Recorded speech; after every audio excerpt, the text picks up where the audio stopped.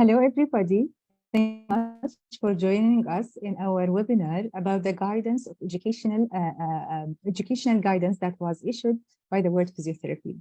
First of all, I would like to start by thanking every one of you who registered for this webinar and decided to invest his or her time in learning more about the education guidance that the World Physiotherapy issued for you.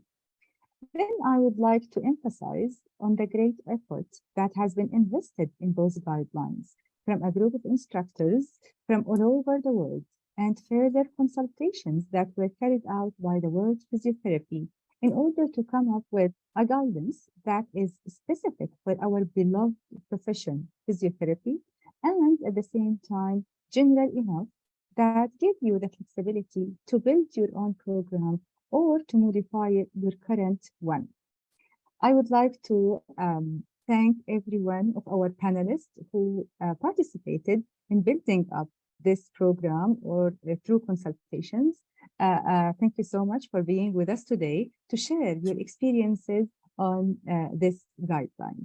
We will start today with a presentation that Djenana, our educational professional advisor, will give us about this guidance. Please, Djenana.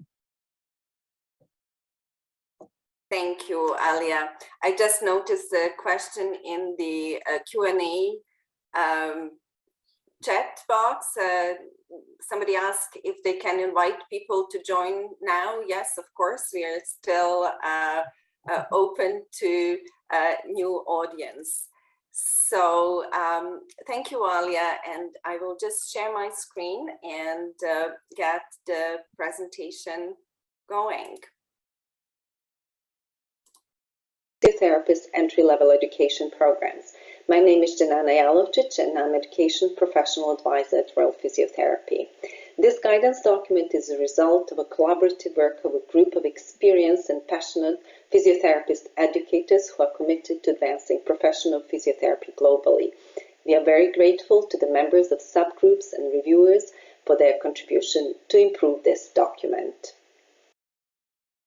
This document has been developed as a companion document to Physiotherapist Education Framework in response to the expressed need by reviewers and users of the framework to provide more detailed guidance on how to develop entry-level programs.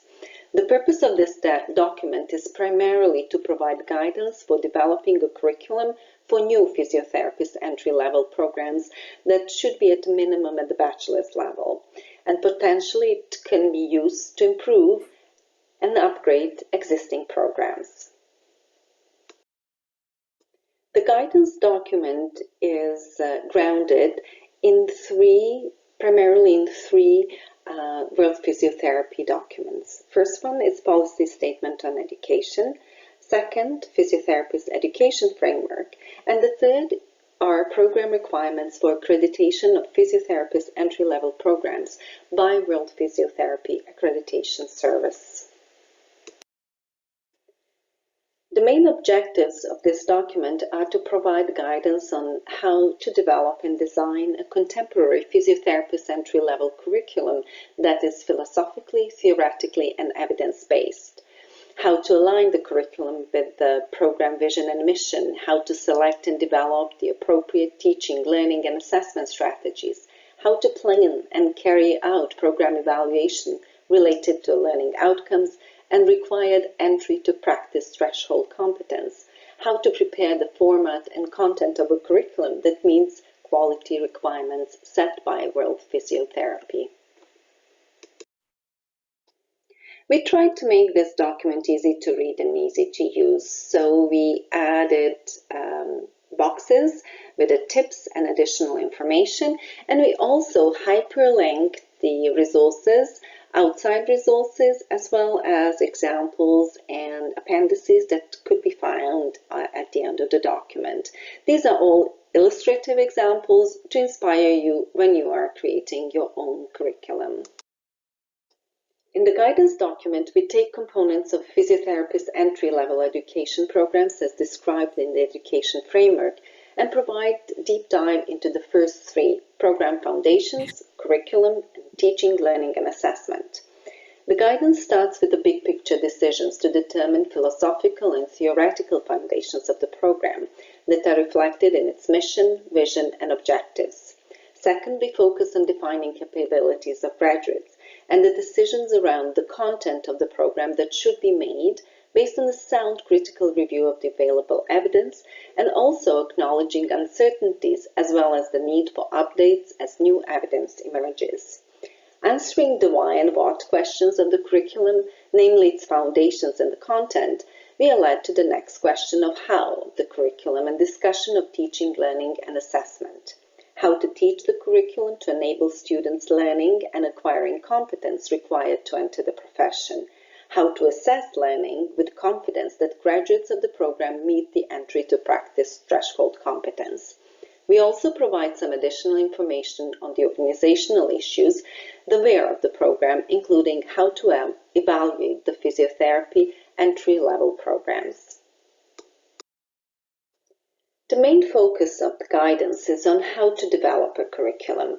Our starting points were domains of physiotherapy practice competence as described in the education framework. Guidance is provided on curriculum content with an emphasis that curriculum has to be dynamic to accommodate the evolving nature of the profession. It has to be evidence-based and appropriate to the local context. Using an outcome-based education approach is described in the document with guidance on how to define learning outcomes, how to design an integrated and coherent curriculum by using curriculum maps, and what to include in course syllabi. Additional information is provided on practice education. We hope that you will find the guidance document useful. It is envisaged to be used as a tool and critically examined alongside with the evidence of needs, practices, policies, and system characteristics of the specific context where the program is implemented. It is important to note that this document provides more details than a framework on a process, content, and a format. However, it is a flexible document that allows for adaptation and integration of diverse country perspectives and circumstances. We use many examples in the document from the various parts of the world, but those are examples to be used as inspiration. Examples illustrate the variability of the programs that are always contextualized and do not represent well physiotherapy endorsement of these programs of the model that must be followed. So take the guidance and use it as a tool, critically examining it and critically applying it to your context. You can download your copy from the website and look for the translation into your languages. More are to come. Thank you for your attention and enjoy working with the guidelines. Thank you so much, Djenana, for this overview of the guidance document that helps us actually start our discussion. So now we will start with our panelists, and we'll start with Marcelo by an opening comment and his reflections about this document. Marcelo. Thanks a lot, Alia. I would like to thanks to World Physiotherapy to have the opportunity to share what we do from our perspective. First of all, I would like to talk about what happened with the curriculum design and development, because it is a creative process that has a lot of complexities that should require the participation of different stakeholders. Usually, it is intended to respond to the local needs, but also should follow the global trends related with professional quality standards. So the document that we're going to presenting at this moment to all the world contain information about how the curriculum should be developed. The emphasis that it should contain the emphasis in what the physiotherapists do and why they do it. The curriculum standard is based on a vision about the future of the profession and also the paradigm who is inserted in. It has a lot to do with what is going to happen with the knowledge of the future workforce, the skills and the attributes. During this process, there should be a huge reflection about the philosophy and epistemology of the profession. How is the essence of the profession, and how is it is understood and defined in a specific context. It is a process that has a lot to do with excellence, should reflect the scope of the profession as it is described by the World Physiotherapy Organization, and should define the domain of competence about the physiotherapy practice. Any program should qualify a person to get the professional title of physiotherapist, or a recognized title. As you know, in my country, the profession has a different name, but we all have the same competences. And we always should have in our mind how this document talk with the process of the accreditation system of world physiotherapy. Because when we build a curriculum, we should always take in our mind the possibility to apply for this kind of accreditation as a recognition of a quality of our program to be recognized in all over the world. So this is my point of view. I hope it's going to be some kind of starting for the rest of the webinar. Thanks a lot. Thank you, Marcelo. I didn't hear you introducing yourself, did you? Sure. I'm Please sorry. introduce yourself. That's important. Well, my name is Marcelo Cano-Cappellacci. I'm a Chilean physiotherapist. I'm a full professor at the Universidad de Chile, the oldest public school in my country, where I've been teaching for 30 years. I was head of the School of Physiotherapy. I was head of the physiotherapy department, and now I'm just doing what I like, teaching, researching, and trying to improve the profession. Thank you so much, Marcelo. Thank you. We'll talk about now. Alice will talk to us actually about her great experience in China and Chinese reflection. But you need to start with introducing yourself and your great efforts. Alice. Thank you. My name is Alice Jones. I have received my original physiotherapy training in Hong Kong, and I've worked as a physiotherapist in Hong Kong and Australia and the UK. I have been working as an academic in Hong Kong for many years now. I'm actually officially retired and currently holding an honorary professor's position at University of Queensland.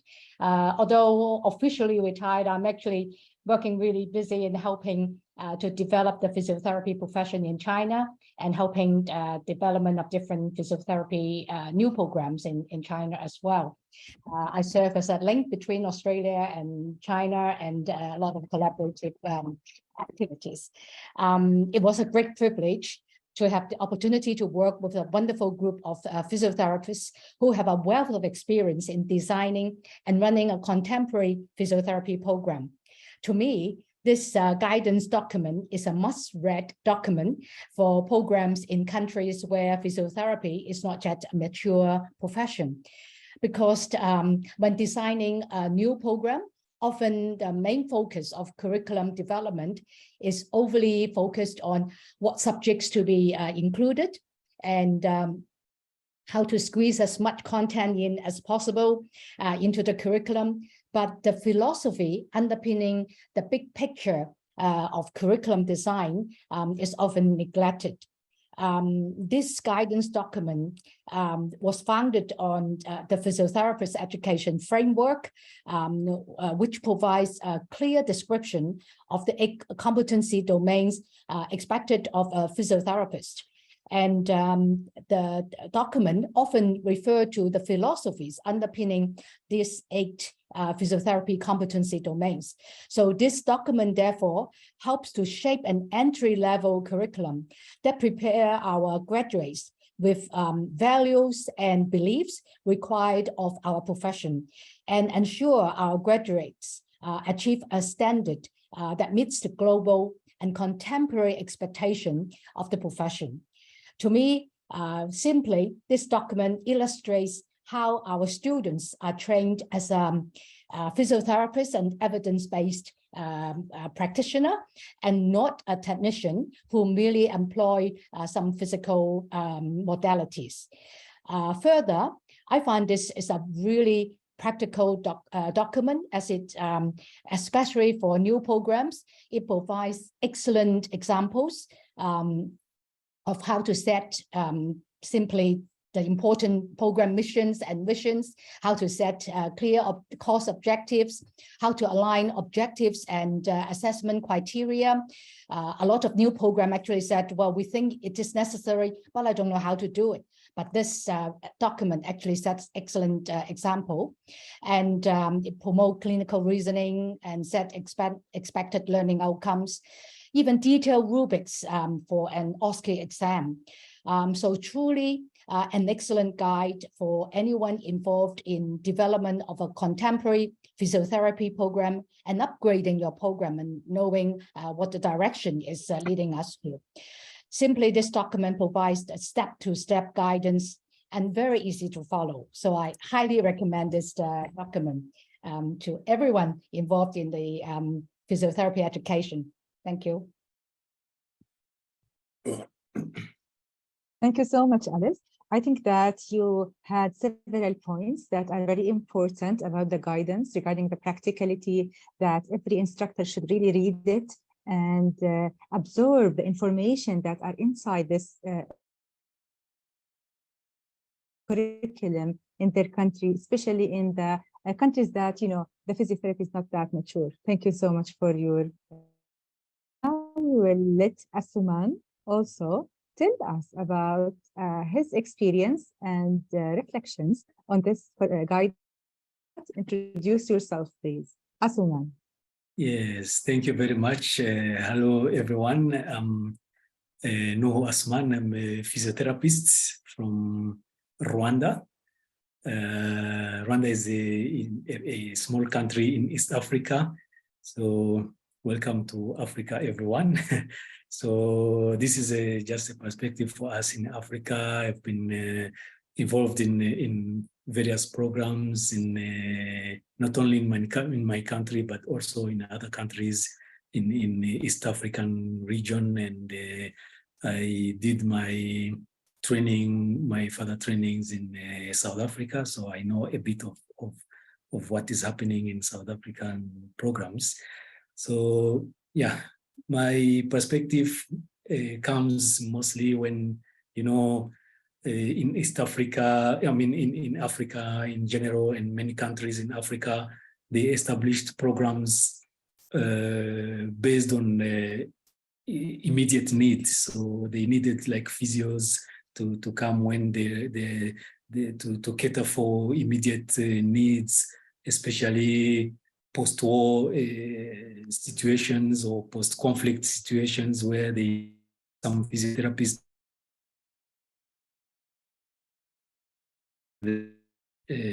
injuries or persons with some kind of disability or some amputations. So, but when these trainings were established, mostly they were not comprehensive enough to make sure that the people that are graduating have enough competence to cater for all the conditions. And in this case, it is now discovered that many programs currently, or many physiotherapists are having some gaps in practice. So this is now bringing an urgent need to review the existing programs, but also some other countries where physiotherapy programs were not there, they are also trying to establish programs. So these new programs and this revision of programs would benefit too much from this guidance because it comes at the right time, if I might say, especially for our countries where we need this guidance to help the people. And many programs, if you can see many programs that we have had in our context, were mainly based on content, content-based training. But currently we need to shift to competency-based because now there is an increasing and challenging knowledge production and utilization that needs these people to be at the level. And also there is a lot of change, there is a lot of advancements in the profession, in the science and technology that are coming up. So our physiotherapists need this, and this document is also catering for that, which is a very important document. As my colleague said, it is a must-read document. So it is really advisable for our people to go through it, especially when they are in this training. The document is important, of course, because it will guide in the review, and upgrade of the program, and this mainly brings the contemporary methods of teaching and learning and assessment, where we will not look at the competencies that the people need to have and the learning outcomes, and we will be guided by learning outcomes for our physiotherapists to be competent enough to practice in general. Yeah, of course, I will not repeat what my colleague mentioned, but what I liked in this document is the emphasis on the interprofessional education. This is really very important, especially when we are working, and this should be embedded in our program where it was not available in the previous programs. Yeah, so also the issue of community interactions and the health promotion interventions. So looking at the trends, the health trends in probably not only in Europe, but also in Africa, we are seeing many non-communicable diseases among the people. So we need these physiotherapists to be able to play a role in health promotion and prevention activities. Yeah, so this is really, really important. And the other issue that this document is talking about is the innovations and the technology that our people need to use. So our physiotherapists, future physiotherapists that will go through the programs that will be guided by this will be really able to practice in the practice that is moving ahead with technology and the innovations. So the issue of reflective practice and the lifelong learning is also embedded in this program, which is very good for all the learners. And yeah, so this will be very important when we are guided with such kind of documents, and then we'll equip our graduates with knowledge, attitude, and skills required to meet the present challenges and prepare them to adapt to the future perspectives. Yeah, thank you very much. This is what I can contribute. Thank you so much, Assuman. I think that you gave us a great idea about what's going on in Africa also, which is really nice. I would like to encourage everybody who is with us to write their questions on the question and answer part, and we will and we will answer them. Now we will go to Jennifer from the United States, also about her reflections about this booklet, this guidance book, and of course, introduce yourself first.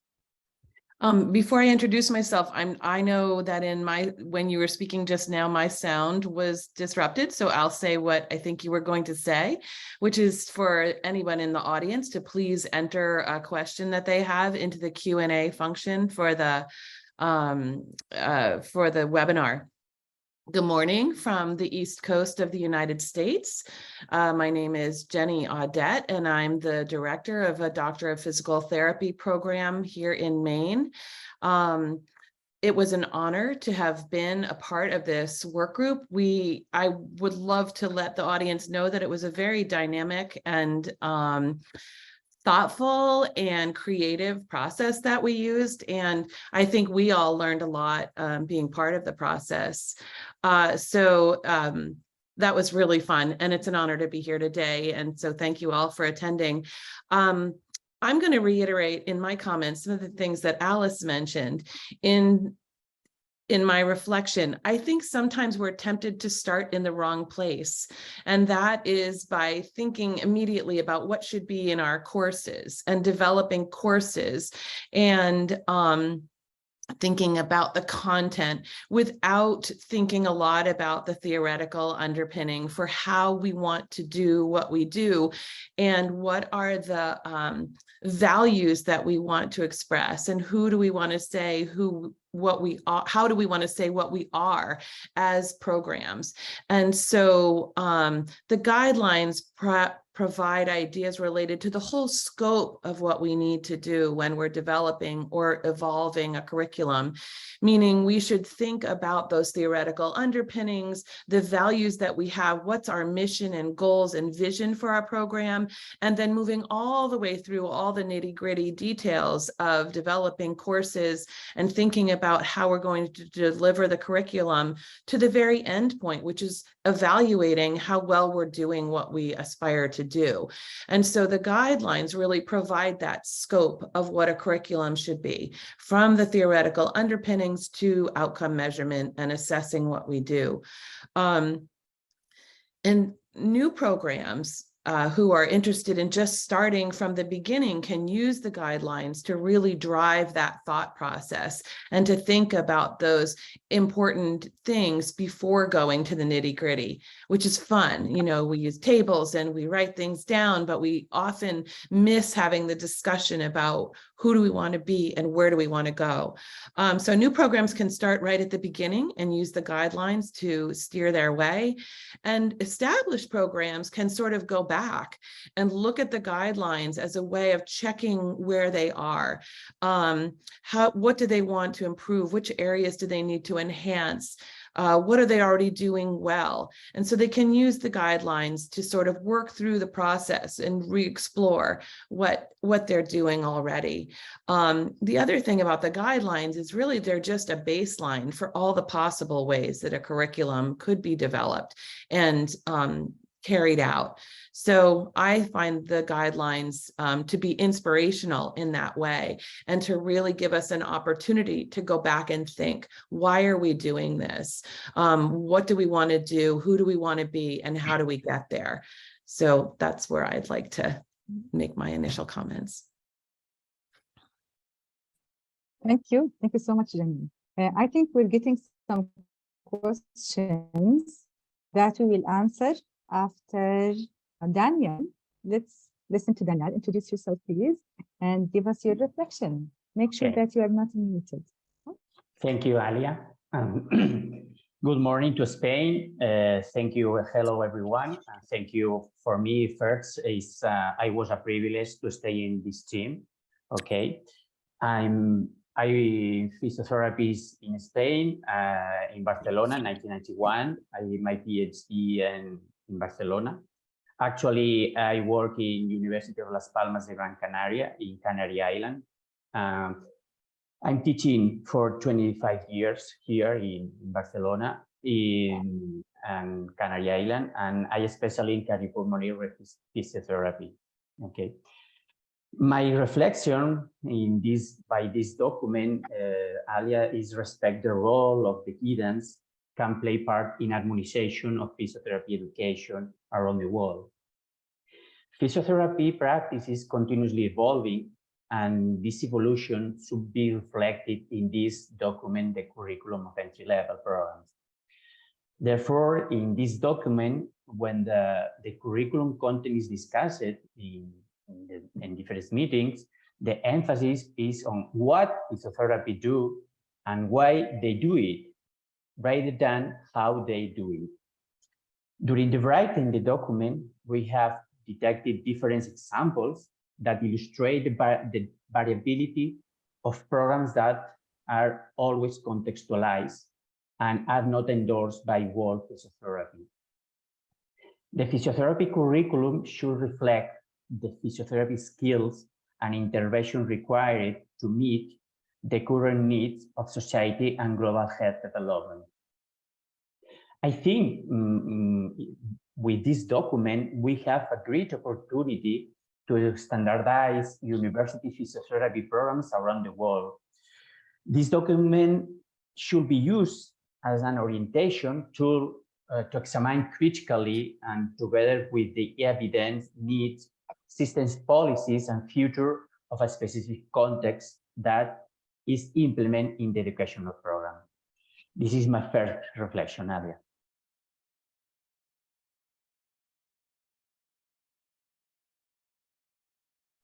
Thank you. Thank you so much.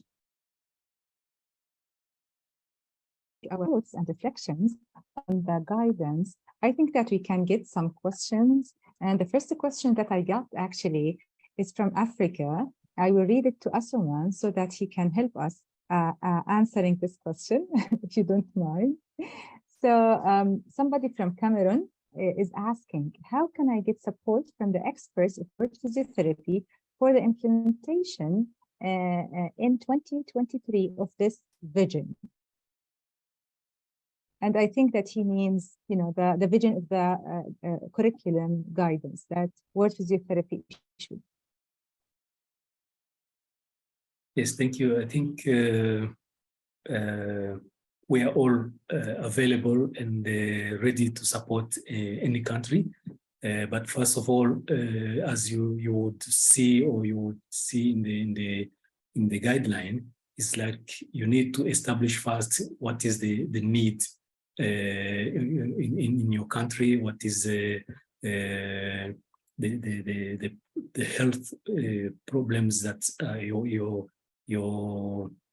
the population is facing, so that you also prepare the physiotherapist accordingly. And as my colleagues mentioned, you need to have a vision, you need to have a mission, you need to have, what are the competencies that you need your physiotherapist to have. And then this document is comprehensive enough to guide you through the process. And I'm sure the physiotherapy family, if I might say, in Africa and even worldwide, we are happy to support. Thank you.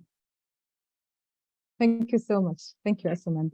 And, you know, if you go back to Djenana presented at the beginning of this webinar, she mentioned that the World Physiotherapy issued the 3 documents, the policy statement and the education guidance, and also the curriculum that is very comprehensive, as Assuman said. It has many examples. It guides you by itself.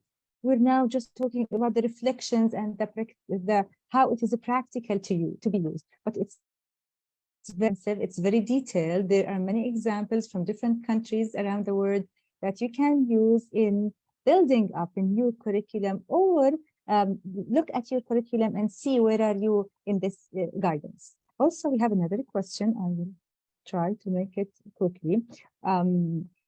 We have from Spain. I'm a sports exercise and physiotherapy student in Spain, so maybe Daniel can help us here. And he asks about the extracurricular activities that are most to good curriculum.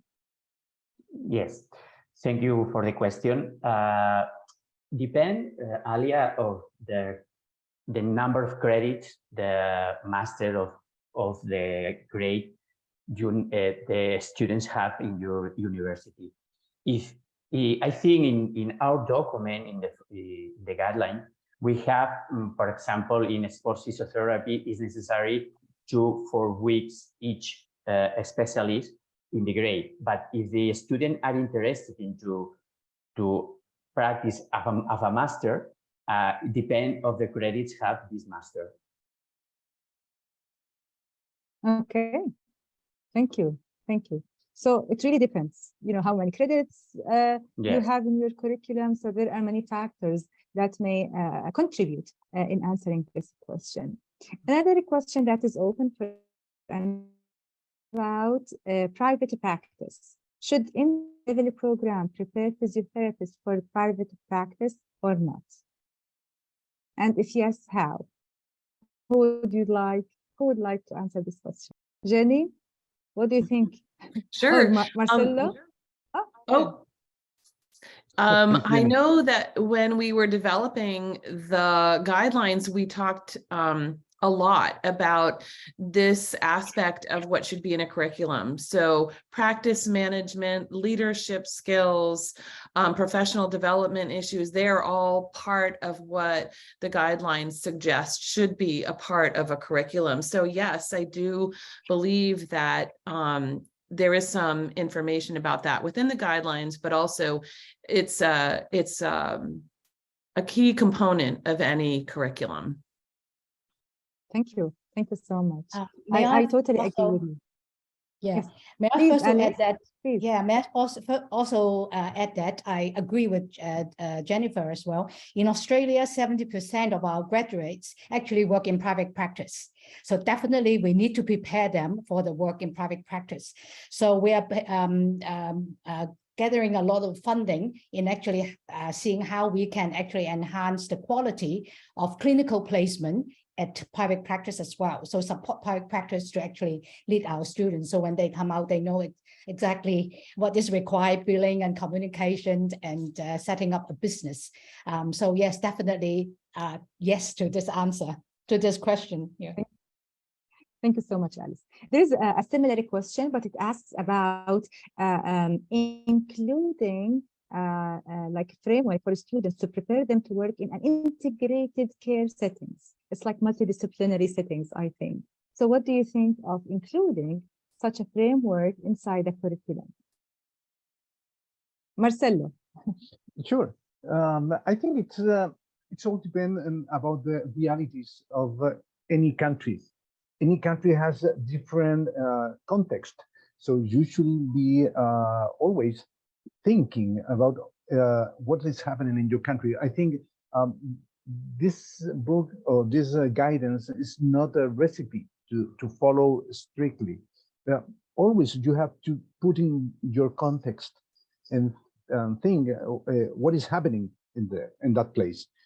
If in your country there is a possibility to have some kind of integrated work with different professions, you should include that in your undergraduate training.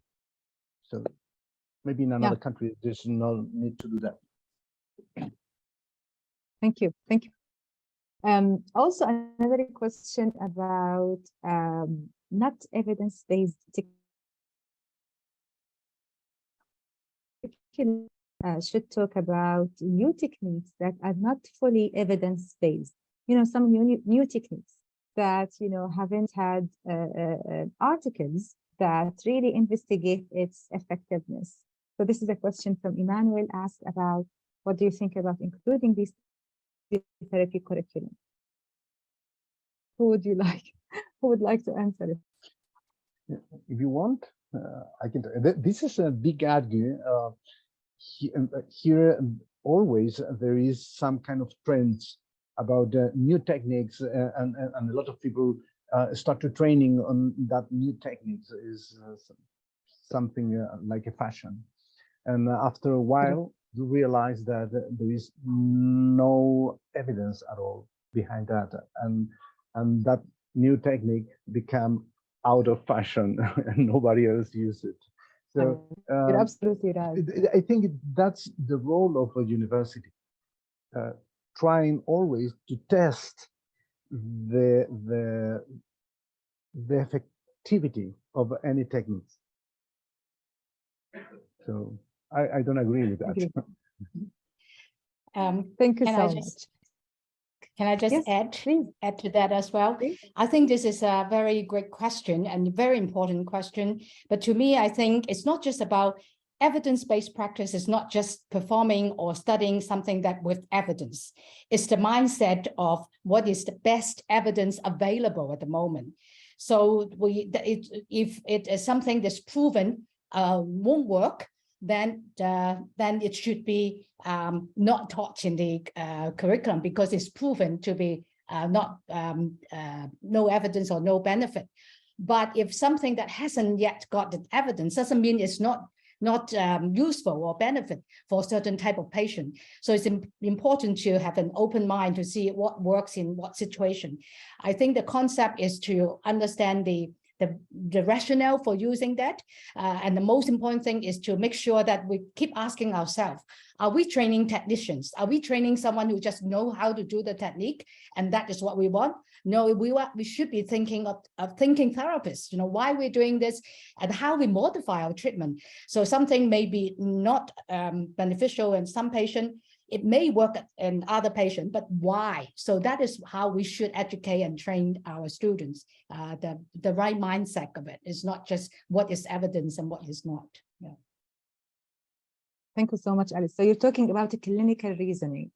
Here that we just teach our students to think about what they are doing, how is it effective or not, and how to think about the results of it.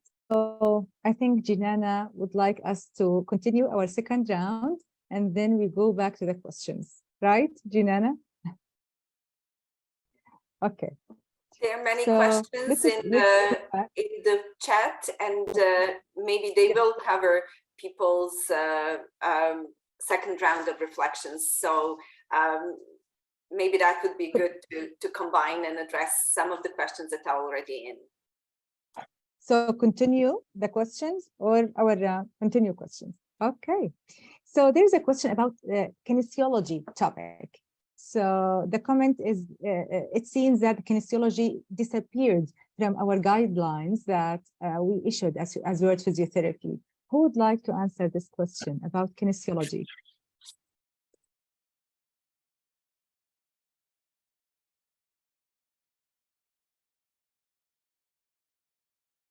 Alice Yes, is laughing. Yeah. Yeah. No, kinesiology was not removed, if I might say. It appears under the biological and physical sciences, where we need to have a strong foundation of biomedical sciences in general for our graduates, so that now they will move ahead with the pathologies and other management techniques. So kinesiology is one of the backbone of the content that we need our therapists to have, and also the knowledge, the important knowledge that they need to have for them to have a strong foundation for their practice. Thank you. Thank you. Thank you so much, Assuman. I totally agree with you. It's embedded in some of the general guidelines. There is another question asking about if word physiotherapy to issue also guidance document for postgraduate degrees, not only entry level. This is for Djenana. At the moment, and also for the education committee chair, at the moment we do not have a plan to issue any guidance on the postgraduate programs, because development of physiotherapy profession around the world still calls for strengthening and advancement of entry-level education. So at the moment, there are no plans for guidance for graduate studies. Thank you, Djenana. A nice comment and a question at the same time. The word physiotherapy document is a wonderful guideline. Thank you so much. How will the word physiotherapy support the users of the guidelines as they develop or review or upgrade their programs. So it's a question about how can we support them in developing their programs. I think that goes back to you a bit, Alia, and maybe mentioning the new education committee that was established by World Physiotherapy that looks in the whole portfolio of educational issues related to advancement of physiotherapy as a profession globally. Exactly. Thank you. Thank you so much. So as you know, there is a new standing committee in World Physiotherapy. It's the education committee. At all of the parts of the education of physiotherapy. Accreditation committee is included in this committee also. So we are also revising the accreditation guidelines and criteria so that they are consistent with the guidance document and with other policy statements and other publications of the World Physiotherapy. So of course, we're gonna through different ways through the World Physiotherapy and Education Committee. Other questions? So suggestions do you give for school administrators to accomplish quality assurance and evaluation of their education program while the program is running? So this is a very nice question about looking at current programs and how can we modify it in order to be consistent with the international guidelines from World Physiotherapy. Who would like to answer? Jenny?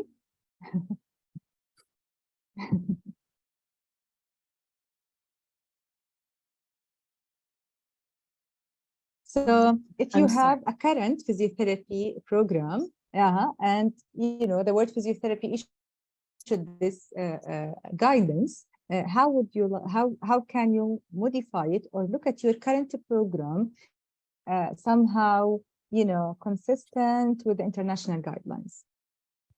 Yeah, so one of the things that I think is really useful about the guidelines is that you can pull your team together and really look at your program in a new way. And by providing that sort of group effort and building a team, you can then have influence and power at the national level. I think the stronger the program is, the more it can influence what's decided. I also think it's important to collaborate with local associations, and associations can push the agenda of curriculum development, curriculum upgrade at the national level, perhaps better than one individual could. So one of the comments I wanted to make earlier was that, you know, this ability for the document, the guidelines, to be used as a way of unifying a group, for bringing a group of colleagues together who are working to produce a curriculum, to have a common language to talk about what they're doing, and to really think dynamically about how programs can be better. And I think that serves several purposes. It serves this purpose of empowering the program. It also serves the purpose of developing leaders within the university program. So for instance, you might develop a team of people to work on curriculum development and identify leaders for each of the components of that curriculum development.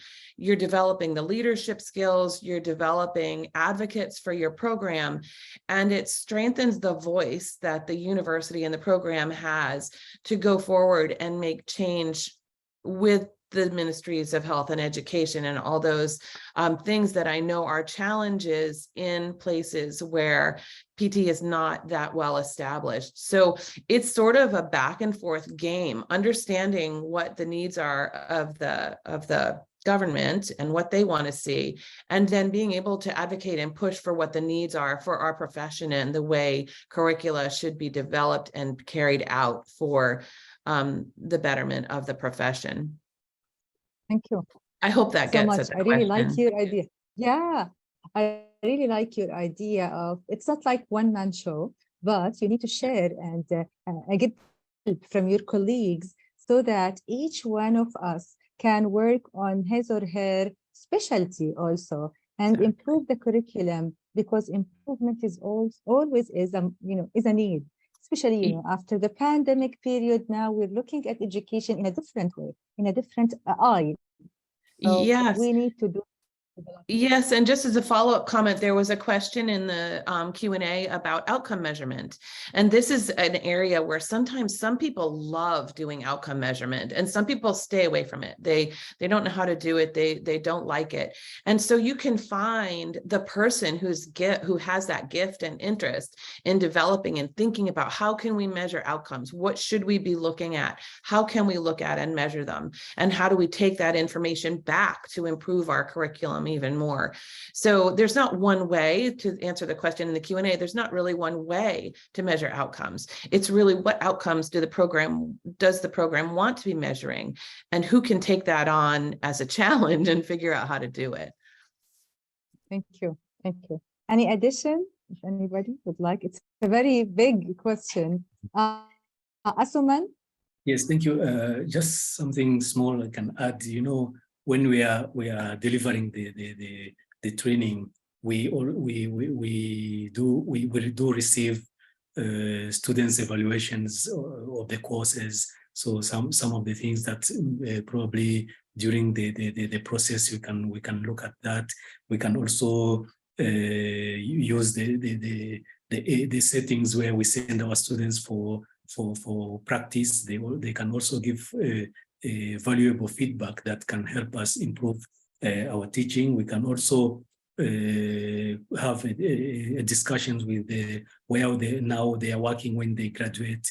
We can get that kind of information. And in the end, we also have, for us, we have external examiners each year. So the examiners, when the examiner comes, is not only assess the students' performance, but also assesses the way we teach, the way we deliver the courses, how the learning takes place, and all that process. Then we get that feedback. So that one also helps us to improve year by year. But I think in the long run now, probably we need to conduct a tracer study to see how the program has had an impact on the in general, and then we can have maybe a comprehensive review. Thank you. Thank you, Assuman.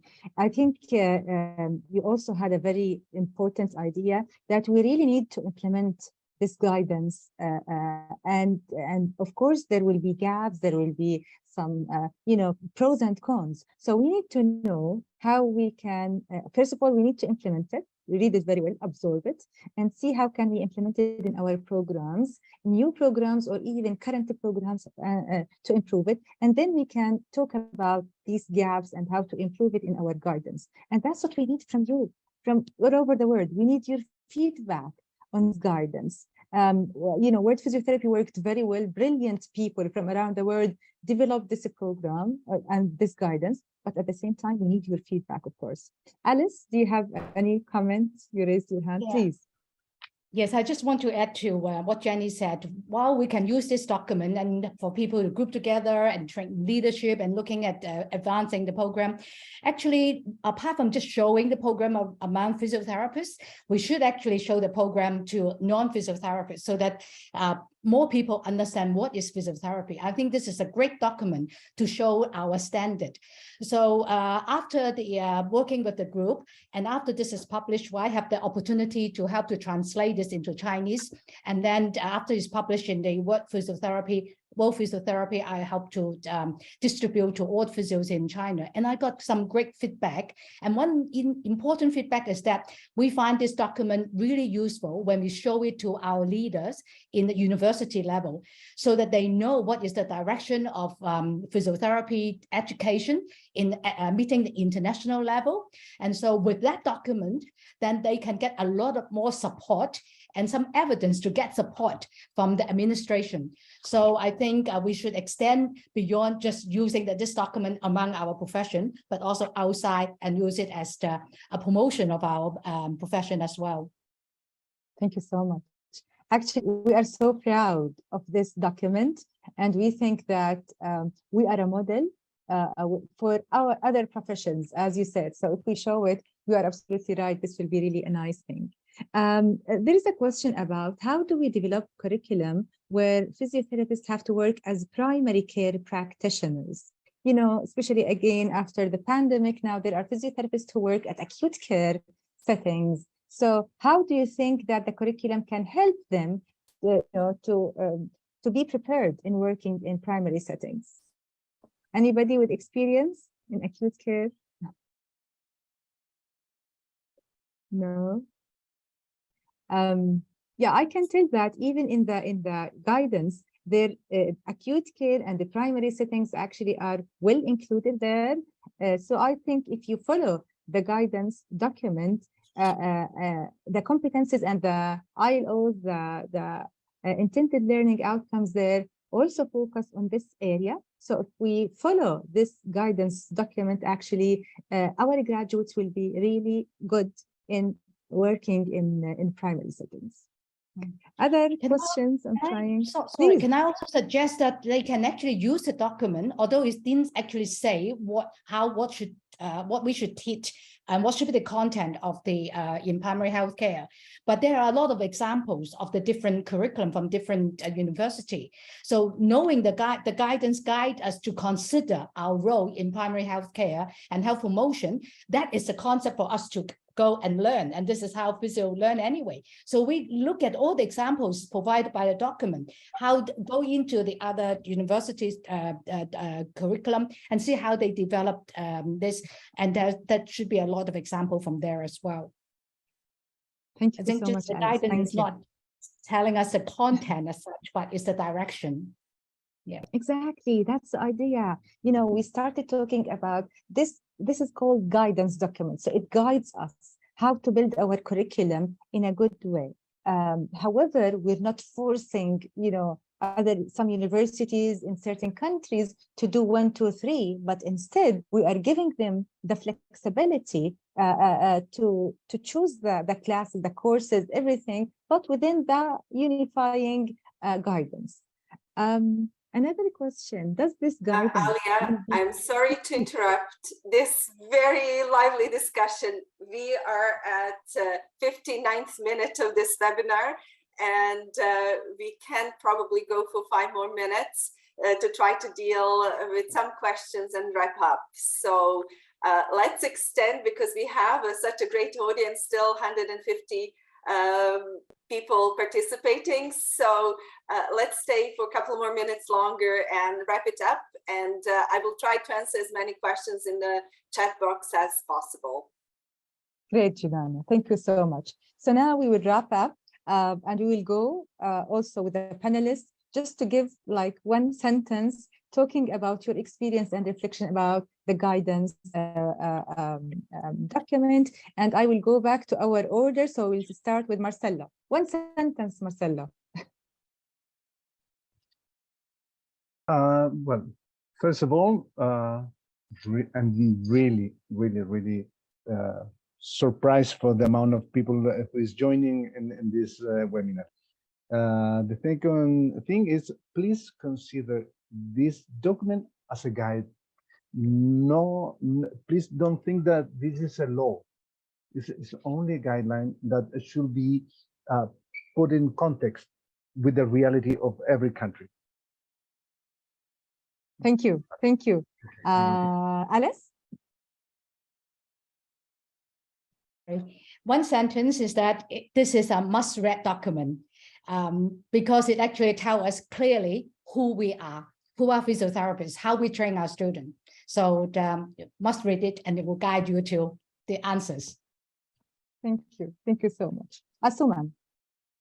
Yes, thank you. For me, maybe I would just mention 2 sentences. 1, the document can be adaptable to any context. So it is a useful document. As you said, it is a guiding document. So it is very important. And I would support the use of this document in developing our programs. And this is very important because now our programs will be trusted.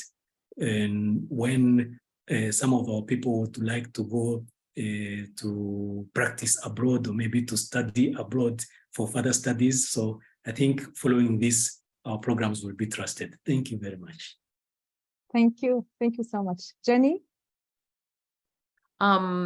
Use the document to begin conversations with your colleagues at your university, with your within your country and other educators, and to really think creatively about how you can choose to meet the guidelines within your setting. Thank you so much. Daniel? Okay, for me, 2 sentences, Alia.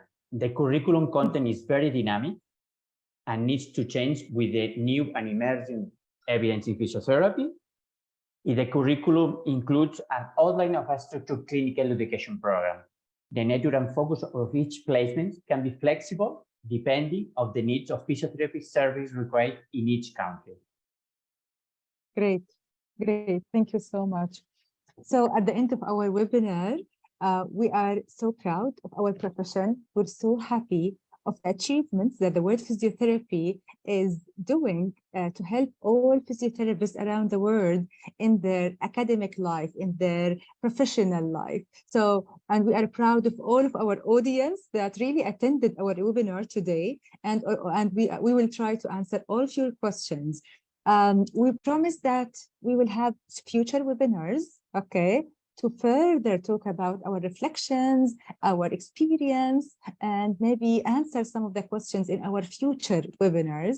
So from me, Alia Alghwiri, a board member at World Physiotherapy and the head and chair of the education team, thank you so much. Thank you for our panelists. Thank you for the audience. Thank you so much, Djenana, for your support all the time. I think you have something to say. Unmute yourself. Thank you very much, Alia, for closing the webinar. Just a practical issue. There were many questions that remained unanswered in Q&A. So please join our Facebook group for World Physiotherapy, Facebook group for educators, and I will copy the questions there and try to answer them, our panelists, and also facilitators of the group. So join the Facebook group, and that is where you will find the answers to the burning questions that were asked during this session. Thank you very much, everyone. Thank you. Thank you so much. Thank you. Bye-bye. Thank you. Bye-bye. Bye-bye.